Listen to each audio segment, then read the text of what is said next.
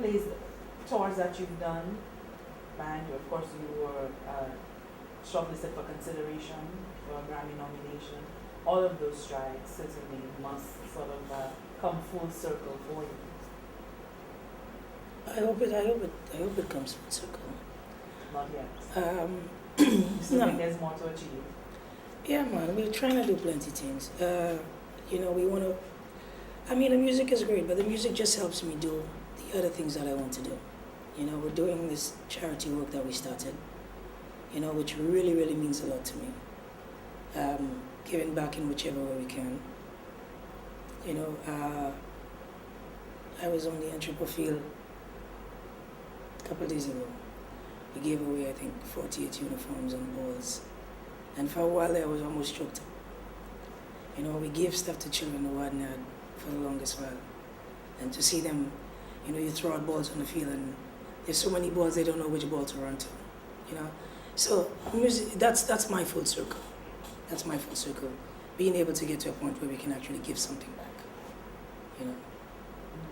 How does that make you feel, being able to do so, giving back?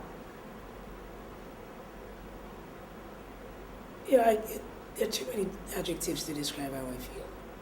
We need a whole new show for them adjectives, but it feels great.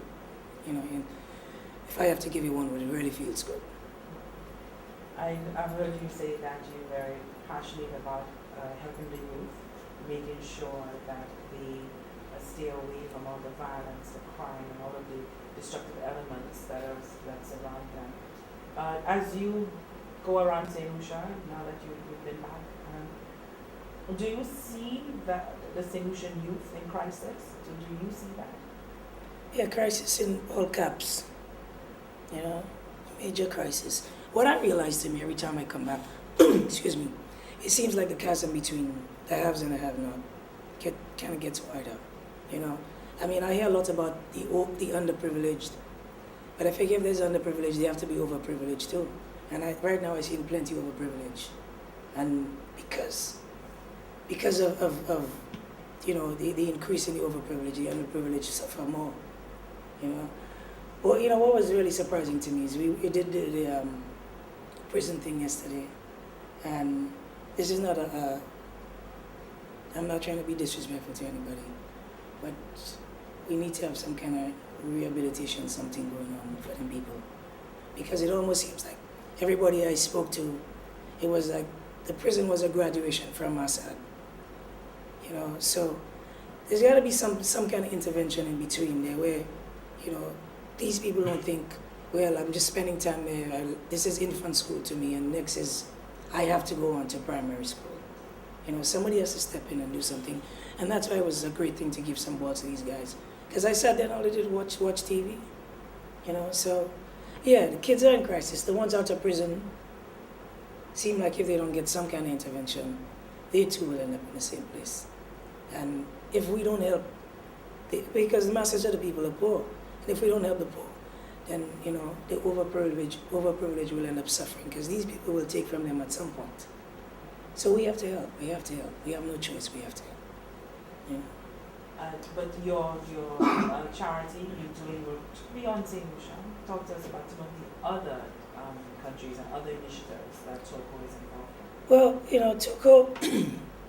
TOCO started off as trying to help kids in Africa, and we've always given. Shirley and myself, Shirley is my manager, is with me. We've always given. Shirley's parents are from Haiti, and we've always tried to help out in every little corner that we can help. But the reason why we're focusing on the Caribbean is because somebody made us goodwill ambassador to the Caribbean and asked us to focus on the Caribbean for a bit, because since we've actually turned our little candlelight to the Caribbean, we realized the need is greater than we actually thought. So for now, we're going to stick to the Caribbean, stick to St. Lucia as much as we can, I need to say something though that I found out, and I think it's actually factual, and I need to put this out. But there are 2 amputations every day in St. Lucia because of diabetes. We have to do something about this. This is crisis. if there ever was a crisis, this is the crisis. You know, highest rate of diabetes per capita in the whole world. You know, and I had a meeting with the diabetes and hypertensive people, and I think there should be some major public announcements letting people know about this, because if we only have 160,000 people and we're cutting 4 feet off every day, soon there will be nobody running around.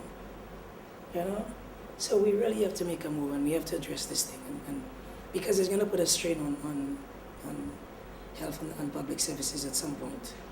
So somebody needs to wake up and smell the coffee